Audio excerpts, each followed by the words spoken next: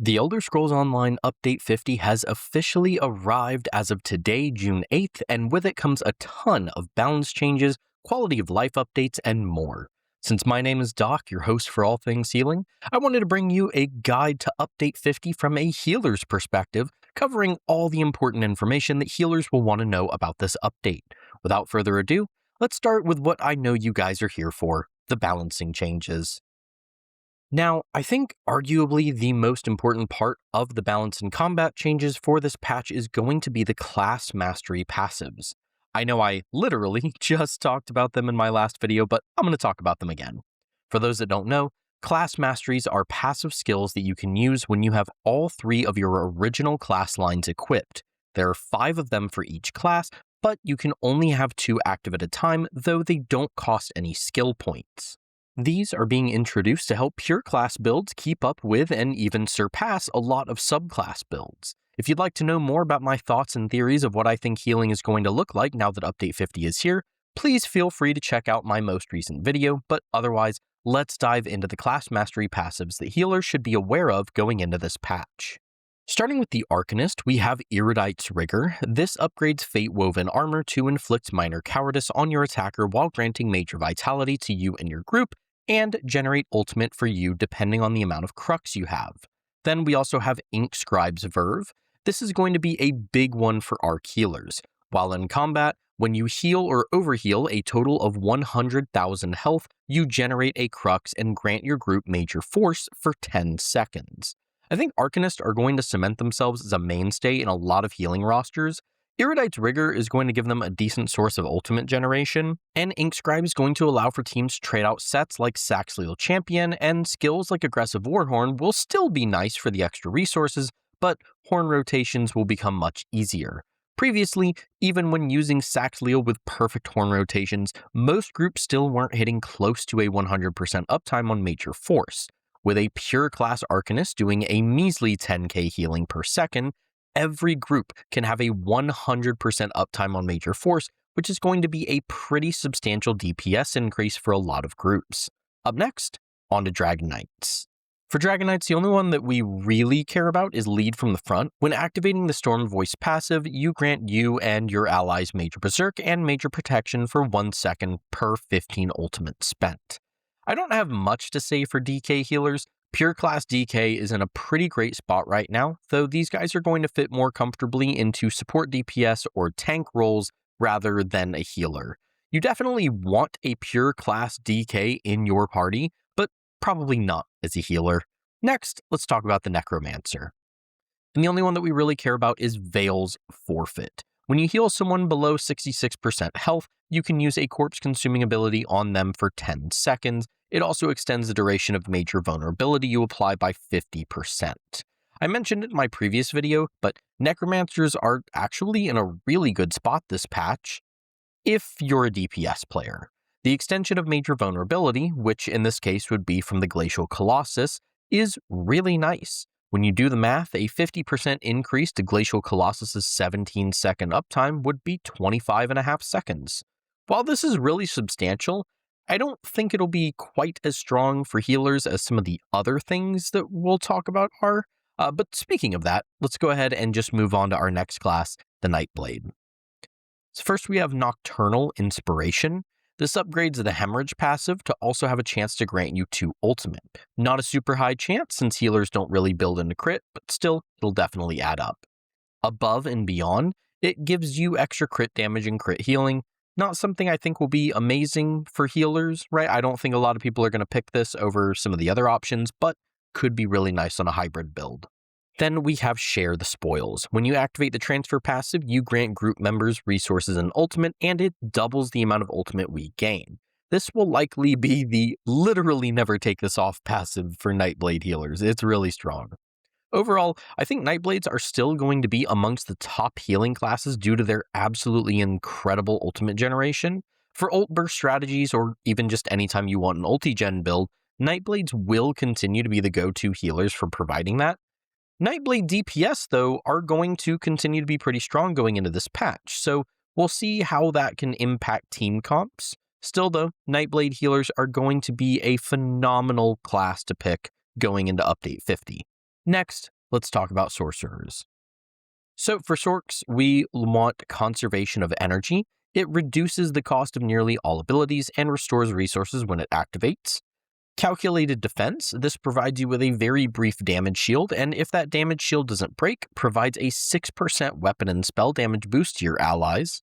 And then Sphere of Influence. When you cast a damage shield ability on yourself or an ally, it grants an additional damage shield as well as extra resource recovery.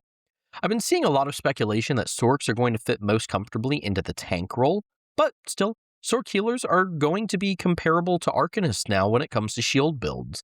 They've got some solid all-around shielding that can provide additional utility for the group, on top of already having the Atronach ultimate to provide major berserk for the group. I don't find it likely that Sork healers are going to find themselves in the meta, but I can definitely say that Sork healers will be stronger and more viable than they were prior to Update 50, so I see that as a win. But up next, let's move on to the Templar. And for the Templar, we'll want Bastion of Light. Sacred Ground is now active while you are in your own Nova and Spear Shards, and while Radial Sweep and Solar Barrage are active. While Sacred Ground is active, you heal every 1 second. If you are at full health after being healed from this effect while in combat, you also gain 2 ultimate. Then we have Devout Guardian. While Sacred Ground is active, you gain a damage shield, which grants resource recovery. When that shield breaks, you gain 10 ultimate. And Bright Harbinger. This upgrades Illuminate to also grant 300 weapon and spell damage to your allies and 600 to you. Templars have been, and seemingly will continue to be, a very comfy to play jack-of-all-trades healer class. The Bastion of Light and Devout Guardian passives actually give some pretty substantial ultimate generation when compared to other pure class healers, on top of providing Templar with some pretty solid sustain. Then, Bright Harbinger will provide strong utility for your allies with a substantial healing boost for you.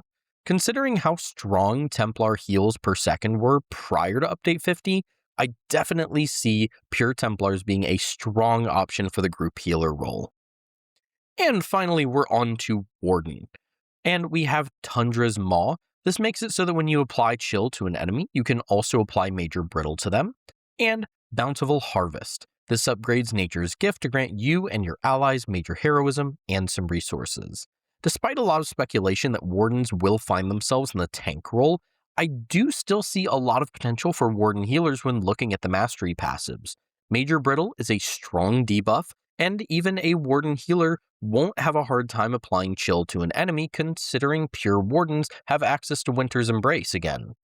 Providing major heroism to the team will be massive, not just for your teammates, but also because it means healers no longer have to rely on Pearls of Elnathay or Trample to get major heroism. Even if Wardens do fit most comfortably into the tank role, I'm still really looking forward to messing around with my Warden healer.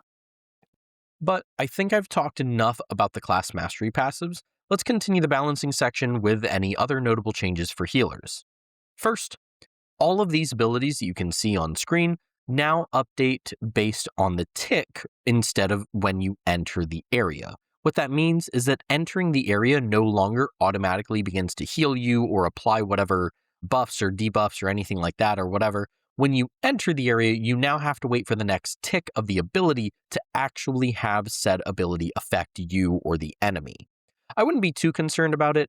I don't think the vast majority of players will actually notice this change, but I wanted to put it there anyway because it does affect a lot of AoE healing skills. The only class ability changes that really affect healers is that Warden's Nature's Gift passive from the Green Balance skill line got a buff. It now grants Magicka and Stamina rather than just the highest of the two, and it also activates on overhealing rather than just healing. This will be a nice little sustain boost for your group, especially since Nature's Gift is going to get additional utility from the Bountiful Harvest mastery passive. And I talked a bit about it in my previous video, but the Werewolf rework is also arriving with Update 50, and while I don't think we're going to see a Werewolf healing meta anytime soon, there was one change the healer should know about. The Ferocious Roar skill can now apply Major Courage to a full trial group for 20 seconds when cast. This means that if you have a werewolf in group using this skill, you no longer need a healer to wear Spell Power Cure. In those instances where you don't need to wear Spell Power Cure due to having a werewolf in group, I think a lot of trial teams are defaulting to either Pillager's Prophet or Zoran's Masterpiece, with an honorable mention to Way of Martial Knowledge as a situationally good replacement set. And speaking of sets, none of the PvE healer sets really got any adjustments outside of a couple bug fixes. PvP healer sets, though, did get some changes. Rallying Cry got a pretty significant nerf, which I can't say I didn't see coming. The 5-piece set bonus crit resistance now starts at 986 crit resistance and loses 50 per target affected, down from 1650, losing 83 per target affected. That is a pretty substantial nerf to the defensive side of this set. I still think it'll be a very strong set, but if you were relying on this set as your team's primary form of crit resistance, you guys will definitely notice a difference. And then Robes of Transmutation got a small nerf that reduced its 5-piece bonus from 1400 crit resistance for 5 seconds down to 1363 crit resistance for 4 seconds. For those that use my PvP build, I don't plan on changing anything as a result of this nerf. Just be aware that your uptime on this set will likely be a little bit lower as a result of this nerf. I think it'll take a little bit of adjustment time, but I personally still plan on using this and I don't plan on changing my PvP build. Other than that, several other PvP sets, including Rallying Cry and Transmutation, got changes to their 2, 3, and 4-piece bonuses. Nothing that I think will affect healers too terribly much, but some slight changes that you may notice in gameplay if you use any of those sets. Feel free to check it out. I've linked the patch notes in the description below if you want to go check out each of those. But I think that does it for the balancing section. Up next, I want to talk about some of the new things that are coming to the game with Update 50, starting with the new challenge difficulty. So this is a new system that allows players to change the difficulty of ESO zones and quest-related content. Things like Overland, Delves, Public Dungeons are all affected by your choice in challenge difficulty. At launch, there will be 4 levels to choose from: Adventurer, which is the default setting and the difficulty that we were all used to prior to Update 50. Then you've got Seasoned, Master, and Vestige. Each of these increases the amount of damage you take while decreasing the amount of damage you deal. In return, each of these increased difficulties will give you larger amounts of XP and gold. Increasing the difficulty of Overland content has been something that players have been requesting for a while, so I'm really glad that it's finally here. Up next, we also have PvP Veterancy. This is a new reward system for PvP content such as Cyrodiil, the Imperial City, and Battlegrounds. It offers things like titles, vengeance perks, and more. There are 100 ranks of Veterancy, and you can progress these through earning alliance points. I don't think many people who have sworn off ESO PvP are now going to pick it up again just for Veterancy, but still, as someone who does actually enjoy PvP, I'm looking forward to have some rewards to grind for. I know a lot of PvP groups are always looking for healers, so feel free to check out some of the PvP healer builds on my channel, as well as the ones that I have in the near future, if you'd like to jump into Veterancy. And speaking of PvP, let's talk about our last major new feature, the Vengeance campaign becoming permanent. That's right, with Update 50, the Vengeance Cyrodiil campaign will become a permanent addition to the Cyrodiil campaigns. However, the Ravenwatch, Icereach, and Blackreach campaigns will be getting shut down. I'm assuming this is because ZOS wants to funnel more players into either Greyhost or Vengeance, as to not have so many players spread out across several campaigns. ZOS did say, though, that depending on player numbers, it's possible that we see a campaign or two reopened if needed. And up next, the Tamriel tomes are getting some changes. ZOS has laid the foundation to swap between multiple tomes, so we can do so as more get added. Other than that, we've got some small improvements like end of season stuff, additional rerolls of challenges for gold, additional weekly challenges, and more. But finally, let's move on to our last section, quality of life and miscellaneous stuff. So on the quality of life side of things, there were some pretty great things coming with Update 50. We've got transmute stations and Mages Guild, so now you don't have to travel to the Clockwork City, a new Golden Pursuit for new and returning players, exemplary item deconstruction, increasing the daily quest limit, companions getting more XP, beast transformation quest improvements, and more. Then, of course, on the miscellaneous side, we've got the usual bug fixes, achievements, collectibles, etc. Overall, I'm really excited about Update 50. There are tons of great additions and changes arriving today that I think so many players, myself included, are going to love. Expect plenty of videos covering new builds, tier lists, and more in the near future. And also, I plan on getting back into streaming, so make sure to tune in on Wednesday evenings and Sunday afternoons if you'd like to catch those.